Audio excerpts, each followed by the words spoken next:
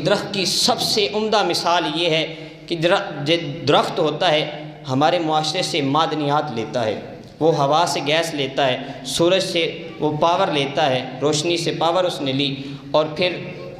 دیکھیے یہ چیزیں اس نے لی، اور بھی چیزیں اس نے ہمارے ماحول سے لی، لیکن وہ صرف اس نے چیزیں لی نہیں، ہمیں واپس بھی لٹائیں، اور جو چیز اس نے نقصان دہ لی، نقصان دہ نہیں لٹائی بلکہ فائدہ مند لٹائی۔ کیا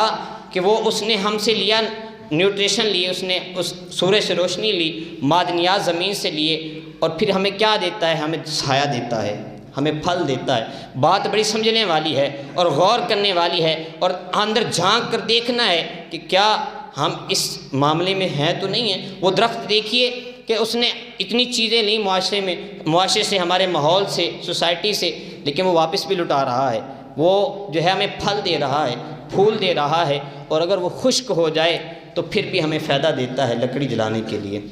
تو اے انسان تو دیکھ، یہ ہمیں بہت زیادہ سبق اندوز بات ہے، بہت زیادہ نصیحت پرور بات ہے کہ دیکھیے کہ اے انسان، تجھ پر تمہارے بڑوں نے احسان کیا ہے کہ تیرے ماں نے تیرے ساتھ محبت کی ہے، تیرے باپ نے تیرے ساتھ شفقت کی ہے، تیرے بھائی نے تیرے ساتھ تعاون کیا ہے، تیری بہن نے تیرے لیے دعائیں کی ہے، انہوں نے تیرے لیے کچھ دیا ہے۔ اب تو بڑا ہو کر انہیں کہے کہ میں نے گھر چھوڑ کر چلا جانا ہے، میں تو یہاں جو ہے قید ہو چکا ہوں، تو ایسا نہ کر، بلکہ وہ درخت کی مانند بن جو معاشرے سے چیزیں لیتا ہے۔ تو نے اپنے بڑوں سے چیزیں لی ہیں تو انہیں واپس بھی لٹا، بلکہ اپنے گھر والوں کے لیے باعث رحمت بن جا، اپنے گھر والوں کے لیے باعث رحمت بن جا، اللہ والوں کے لیے باعث رحمت بن جا، اور دوسرے لوگوں کو اپنے سے خوشیاں پہنچا، اپنے سے خوشیاں پہنچا۔ یہ ایک درخت ہمیں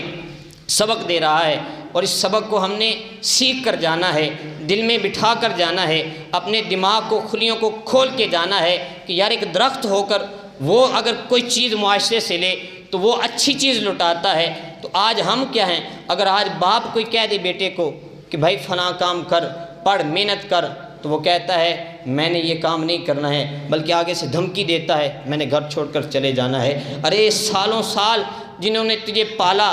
پتہ نہیں کتنی مشکلات میں انہیں تجھے پالا، اور تو بڑا ہو کر یہ کہہ رہا ہے کہ میں نے گھر چھوڑ کر چلے جانا ہے۔ یہ ان کی شفقت ہے تجھ پر، تو سمجھتا ہے کہ انہوں نے مجھے قید کر کے رکھا ہوا ہے گھر میں، اور یہ قید نہیں ہے۔ اگر کوئی شاخ یہ کہے کہ میں درخت سے الگ ہو جاؤں، درخت کے ساتھ قید ہوں، درخت کے ساتھ مقید ہوں، میں تو آزاد ہو جاؤں گی جب درخت سے الگ ہو جاؤں گی، تو اگر وہ شاخ درخت سے الگ ہو جاتی ہے تو وہ آزاد نہیں ہوگی، بلکہ وہ گل سڑ کر ختم ہو جائے گی۔ تو اے نوجوان، تو یہ مت سمجھ کہ گھر والوں نے تو مجھ پر جو ہے سختی کی ہوئی ہے، مجھے قید کیا ہوا ہے۔ اگر تو یہ سمجھتا ہے کہ میں گھر سے چلا جاؤں گا تو آزاد ہو جاؤں گا، تو اپنے جسم کی بات سن لے۔ اگر تیرا جسم یہ بازو کہے کہ میں اپنے جسم سے الگ ہو جاؤں تو میں آزاد ہو جاؤں گا، میں اپنے جسم کے ساتھ جڑا ہوا ہوں تو میں قید ہوں، لیکن جو ہی یہ بازو، جو ہمارا بازو ہے، یہ الگ ہوگا تو اس سے بہار ختم ہو جائے گی، اس میں بدبو پڑ جائے گی، اسے کتے کھائیں گے۔ تو اے انسان، اے نوجوان، اگر تو کہتا ہے کہ میں گھر میں قید ہوں، اگر میں چلا جاؤں گا تو آزاد ہو جاؤں گا، لیکن جب تو گھر سے نکلے گا تو شیطان قسم کے لوگوں کے ہاتھ چڑھ جائے گا۔ اگر تو گھر سے نکلے گا تو شیطان کتا بن کر تجھے کھا جائے گا۔ اے انسان، جب تو گھر سے نکلے گا تو پھر تجھ میں خوشبو نہیں رہے گی اعمال کی، بلکہ گناہوں کی بدبو پڑ جائے گی۔ تو اے انسان، اپنے بڑوں کے سائے میں رہ۔ اے نوجوان،